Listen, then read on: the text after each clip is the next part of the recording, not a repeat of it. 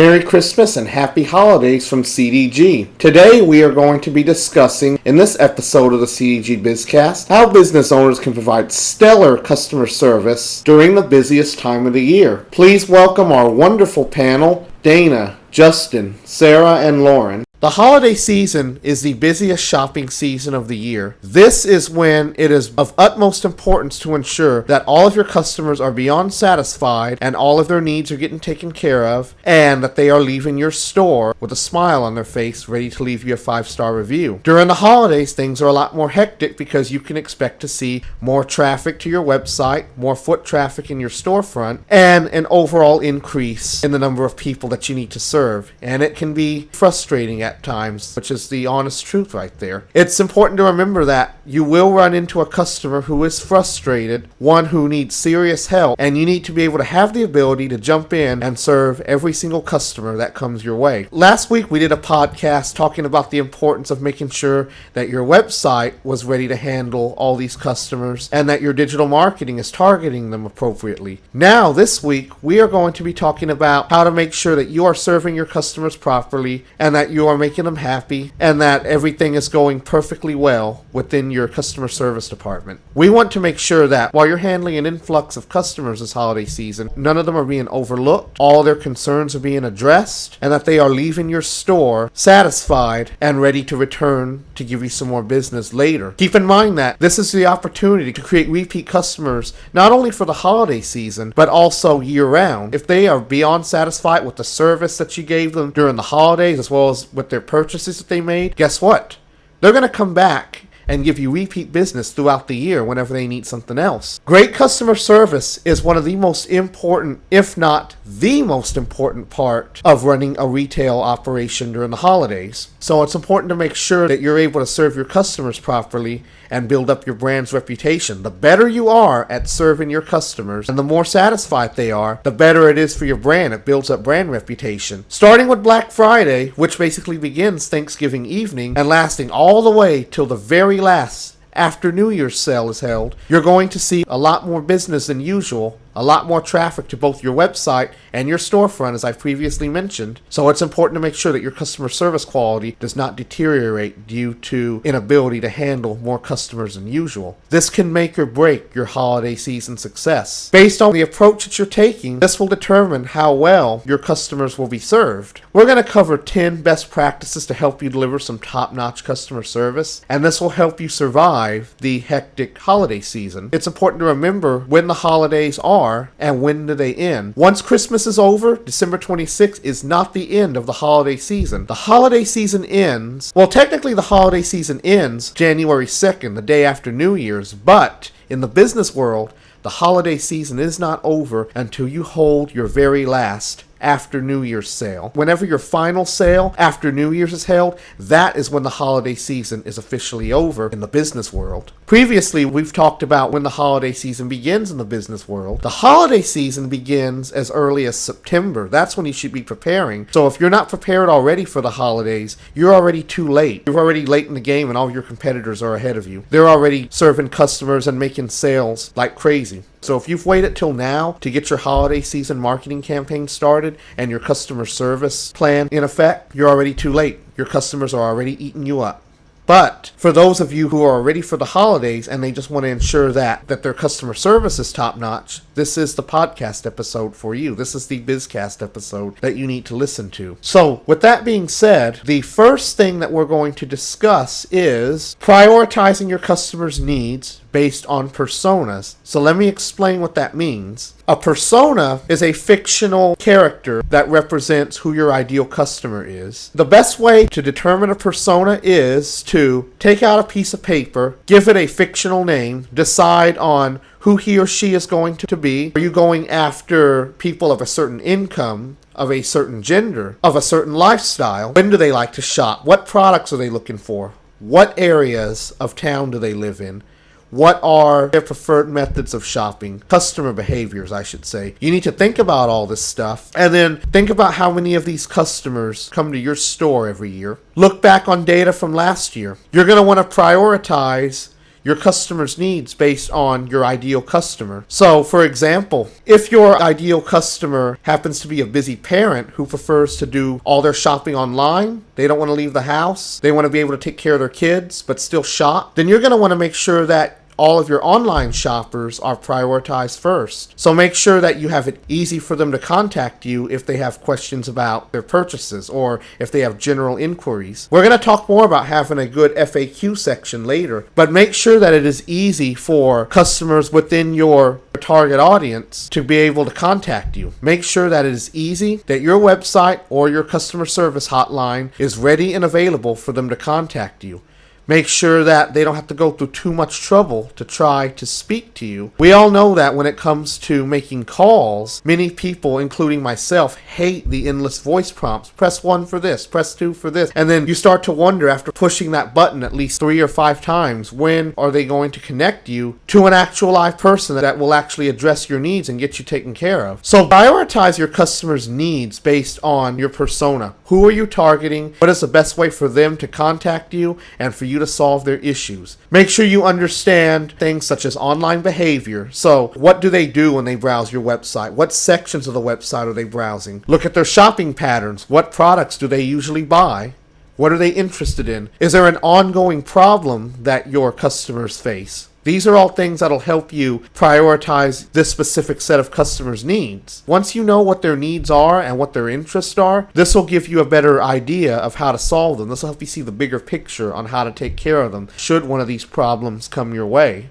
And during a busy shopping season, you know you're going to have a lot of customers who will need a lot of help. On the CDG website, on our website, we do have an article that covers how to create a nice buyer persona. So I recommend checking that out. We even included a worksheet and a questionnaire to help you develop a nice persona based on the information that I just covered. The easier it is for you to provide a more personalized experience to your customers, the better it is for them. Customers like to be helped on a personal level. So it's always important to make sure that you can help them on such a personal level. So with that being said, I want to talk about the importance of ensuring that customers can get their questions answered easily. How do you do that? For one thing, make sure that your website can answer every question that you know that they're going to have. Make sure that your website has an FAQ section. Because if you're getting a common question asked by a customer all the time, this is where you're going to want to put the question and the answer. You don't want to waste your employees' valuable time, with customers who are calling in to answer a question that they could have got the answer from on your website. Many customers are not going to be pleased if you don't have an FAQ section in your website, because this is the easiest way for them to get their questions answered, and it also takes a good chunk of workload off of your customer service agents who are taking calls. Save the human interactions for customers who have specific problems that cannot be addressed by a simple answer on your website. You will get customers who will have unique problems, and your website just won't be able to answer them. So make sure that your customer service agents are free to answer these questions, and that your phone lines are not being crowded with customers calling in to ask questions that could easily be answered on your website. So a very detailed FAQ question is the way to go for this. Make sure that every question that they could possibly have, that is very general, I should say, is listed on this page, because it'll help your customers quite a bit in the long run. So important questions that you want to have answers to are: do y'all offer free shipping? Do y'all offer free gift wrapping? What is the turnaround time? Stuff like that. You'll want to make sure that there are answers to these general questions in your site, so that way they'll have an idea of what to expect, because it'll also help speed up the sales process quicker too. If they're going through the checkout process and they have a question, you'll want to make sure that the questions are answered either in the FAQ section, or if it's about the product they're buying, make sure that the answers are within the product description on the product page. The less calls you have coming in from customers, the more free your phone lines will be for your customer service agents to take calls from customers who have questions or have unique problems and concerns that need to be taken care of on a personal level. One thing about AQ is you're going to want to do your research on your competitors to find out what their top 25 most common problems are, and what the easiest and simplest 1 to 2 sentence replies to those questions are, and have those be part of your FAQ department. Because if you come up with a list of the top 25 or top 50 questions your customers ask, That's usually the best place to put them is your FAQ section.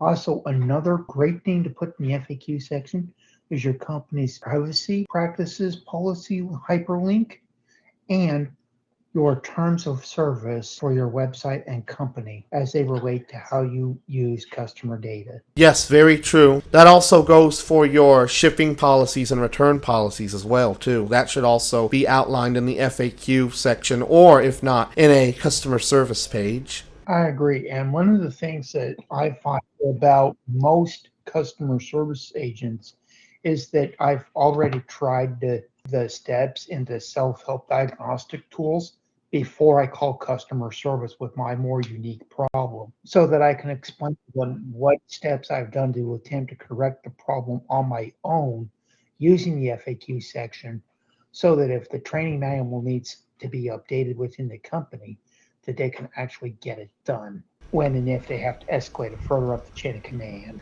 Yes, I do the same thing too. I always make sure to try the self-help article steps first. But the problem I've noticed with certain stores, or certain companies in general, I should say, is that they rely too much on AI. They're more interested in throwing a self-help article towards you before you can even speak to someone. And while that can be a good practice to help ensure you're not wasting up too much time making phone calls, there are times where you want to make sure that the AI stuff is put aside, because when your customers have a unique problem, sometimes the AI does get in the way a little too much, if you know what I mean. Like maybe the system, the phone system or the chat bot tries too hard to push the self-help article into your face when you know for sure that you need to speak to a customer service agent. That's been a real problem for me over the years. I know that when I was first getting my landline started up this year, that it took no less than 10 phone calls to tech support to get the issue fixed. And it was such a unique problem that the tech support team for me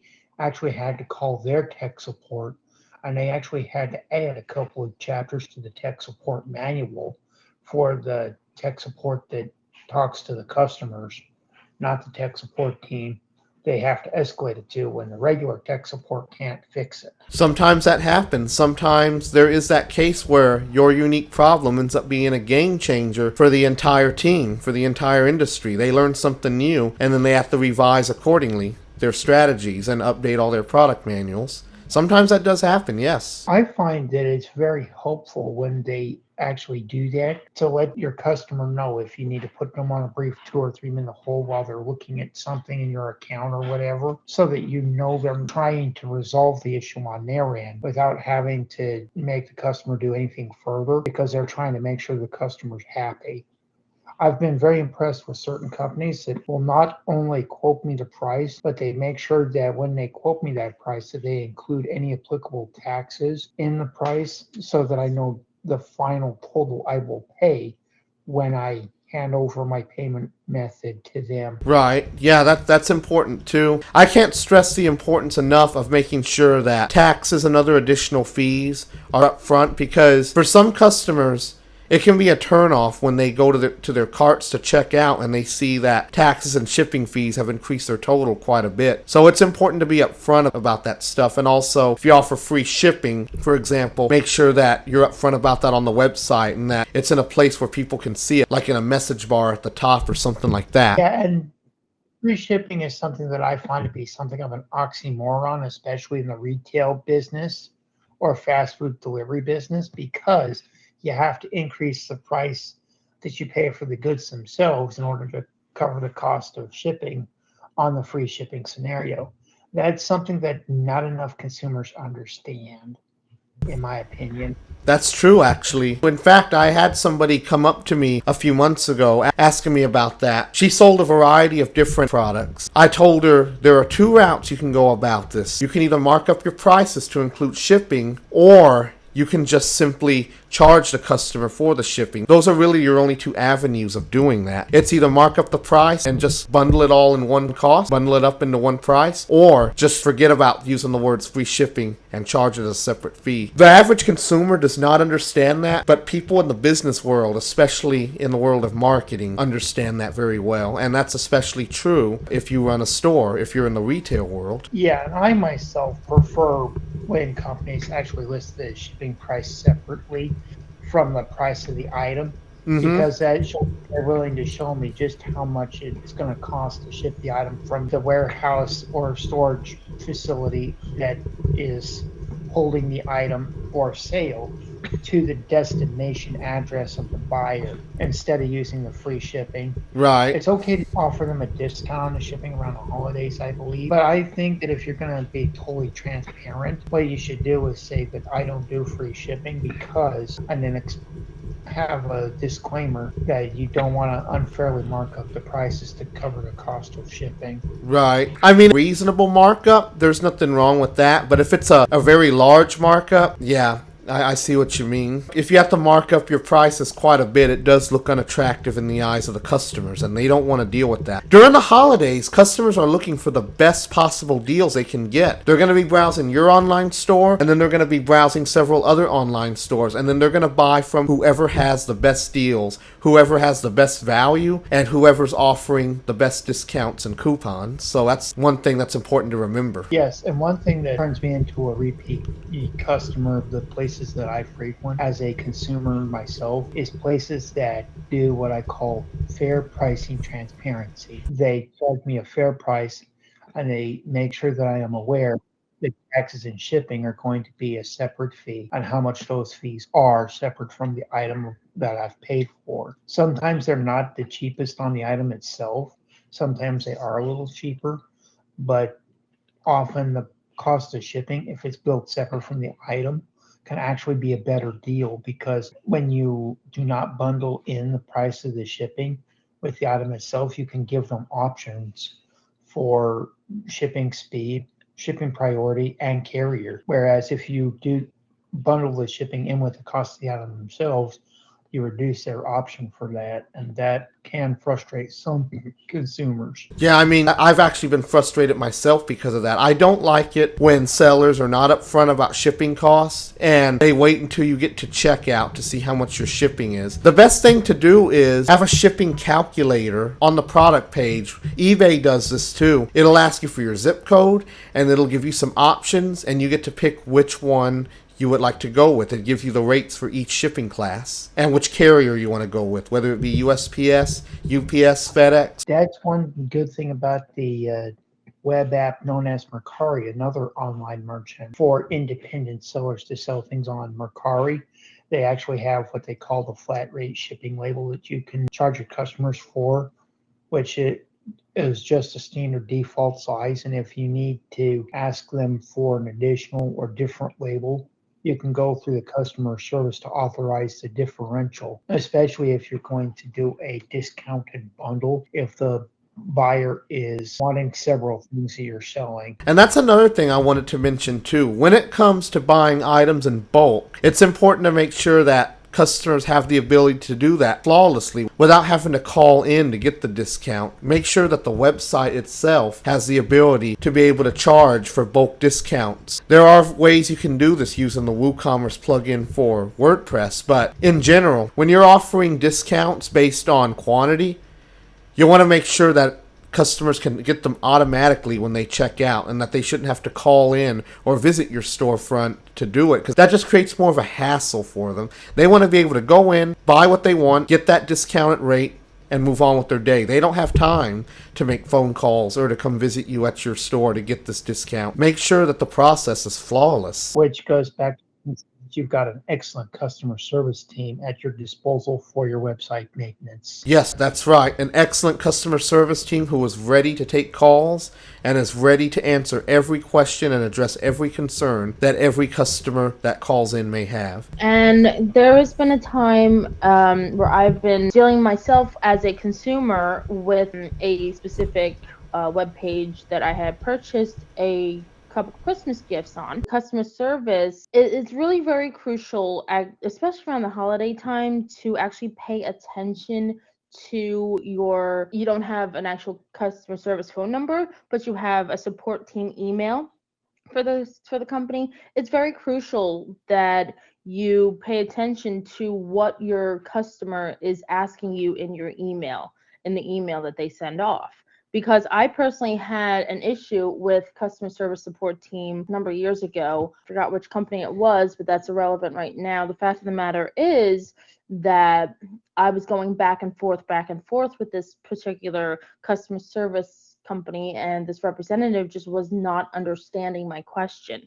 The question that I had for the representative is, I have the tracking label. Why is the item not shipped? This was around the holidays as well. So it was, as I said, a Christmas gift, a couple Christmas gifts. And then I said, I have the tracking label. Why is the item not shipped? So the customer service agent who emailed me back just provided the tracking label, again, not answering my question. Why the item itself was not sent, but the tracking information, which always goes first, that I've noticed as a consumer, was sent to the company, transport company. In this case, it was DHL, but DHL received the tracking info, but not the item itself. So it took like 2 weeks for them to actually get the item. Between those 2 weeks, it was back and forth, back and forth. They kept sending me the tracking label, and that wasn't the question. So my perspective from a consumer is, if you have a support email, please read what your customer asks of you, because I cannot stress enough how frustrating that back and forth actually was between myself as a consumer with that particular customer service agent, who, in my opinion, was just not getting it. They just did not understand the question. And I kept rephrasing it so many times, and it was just not getting answered, and it was so frustrating. And that one particular Christmas gift came in the end of January that next year, and it was supposed to be an ornament for the Christmas tree, and it just came like the end of January, and I was really very frustrated at that. That's unacceptable right there, because that was technically a time-sensitive gift, because that ornament should have been going on the Christmas tree, and because it arrived near the end of January, the tree was already long gone and taken down. Christmas was over. That is a perfect example of what not to do. When you have customers who need help and their packages get lost, you need to be able to find out where that package was, where it went, and why it got lost, and what your options are should that item not be recoverable, such as issuing out a refund or issuing out store credit. That actually leads us into the next thing I wanted to talk about, and that is ensuring that your customer service team knows how to use a very soft and polite tone when communicating to customers. And it probably isn't easy for everybody, but as I said when I started the show, you're going to run into some customers who are frustrated. They're going to be angry. You might get somebody who might even be yelling at you over the phone, wondering why this happened and why that happened, why their purchase was lost. In the event that you come across an angry customer, and this goes back to what we discussed a few episodes ago, you need to have the ability to handle these angry customers without stooping to their level, because if you stoop to their level, you look unprofessional. It reflects on the company you work for as a whole. And then, of course, you as an agent are going to get fired for being rude to a customer. The customer has every right to be angry if they're not getting top-notch customer service, or if they did not receive the item that they purchased, or they ran into a problem somewhere along the way. As a customer service agent, or as a retail employee, or as any employee that handles customers on the front lines, you need to have this ability to handle them without getting angry or feeling offended or feeling sad that a customer yelled at you. You need to be able to talk to them in a calm, friendly manner. Reassure your customers that the problem will be rectified, that your team will investigate what is going on, and that they will be satisfied in the end. And if for whatever reason you cannot solve this problem, and maybe the customer's purchase was lost, at that case you'll have to issue a refund. There might be some cases where you might need to issue a partial refund, because maybe it has to do not with a product a customer purchased, but maybe they ran into an issue with your company and some of its employees. Maybe they ran into a rude employee and they were not treated well. They didn't get served properly. Maybe the product they purchased did not arrive on time. That's also grounds for giving a partial refund. At least refund the shipping fee for their troubles and let your company cover the shipping cost. Having worked in retail myself on the front line for 34 years, I've seen lots of different customers. I've seen nice customers, rotten customers, evil customers, people who with knives pointed at me, needles pointed at me, all sorts. Face to face is worse than online, and it is just the customer is not always right, and that fallacy needs to be thrown out the window. Oh, I agree. Politeness doesn't cost anything. If you're being polite to the customer then should reciprocate and be polite to you, and not start shouting and screaming and throwing stock at you and things like that. That's unacceptable. Yeah, I mean, there's been some beautiful customers, people come in and they have a massive issue with orders and things, and you think, don't worry, I will sort this out for you. So you go and find a manager. Between yourself and the manager, you end up sorting it out. They go out super happy. That's great when it happens, because then they return. It's the ones who come in with an attitude to start with and a chip on their shoulder, and all they want is just to come in and shout and scream at the first person they see. And unfortunately, if you're the first person they see and they shout and scream at you, it is hard to keep calm. It is hard to not get upset. It is really difficult. Yeah, that's true. But you do have to hold your own. You just have to take the frustration on the chin and just do the best you can in a situation that can be quite fraught. One thing I find as well, because I know someone who works in retail as well near me, and especially in COVID or when something's out of stock, they can be so rude just for something being out of stock, and then they'll hurl abuse at the workers and everything, and it's like, for Christ's sake, if something's not in stock, just get over it, go and buy it somewhere else. Rude customer service is the fastest way to put your company out of business. Oh, without a doubt, Justin. Definitely rude customer service in your business is, if you're calling and customer service is very rude, your consumer calling to get something rectified, and you call and your agents on the phone are just extremely rude, they're the first impression of your company. And if they're rude if their agents are rude to you, then that's going to look bad on the company as a whole, because that's unacceptable in my opinion. But it's going to put people off using the company, because I've had that before, where the customer service were just absolute assholes or not helpful, etc., and it's put me off wanting to order again off them. And how many times have I talked to you guys about the importance of first impressions? Countless. There's a bank that I no longer do business with because of the way I was treated by their customer service agents. I actually had to go off on them on his behalf, because of which you were angry about that, and I had to go off on them because they just wouldn't listen. They wouldn't understand where actually either of us were coming from, and unfortunately they have since lost at that point 2 very loyal customers. Or 3. Like 3, yes, but still they lost a whole bunch of customers because of their negligence. To all the business owners who are listening, I hope you heard that really well. I hope you heard that loud and clear. Bad customer service will put you out of business. So what can you do to help ensure that your customer service agents are on top of their game? For one thing, business owners and customer service managers, you can do these things. You can create a written job description for every team member, and also prepare a training and workflow manual that explains exactly the protocol for handling customers should they have this issue, should this happen. This manual should tell them which route to take it and who to escalate the case to if needed. Make sure you update your internal documentation regularly, and make sure that you're able to point the right customers to the right team members. When it comes to escalating a case that a customer has, you need to make sure that you're able to refer them to the right department if you are transferring the matter over to said department. And most importantly, out of all this, make sure that your team is ready to take ownership of any matters that comes into their hands. Make sure that they take responsibility, they know what they need to do, and then they hand it over to the proper department when the time comes. But until they hand it over to that department, they're responsible. They need to make sure that this customer is their customer until their problem is solved, or until they hand it off to the appropriate department that they escalate the issues to.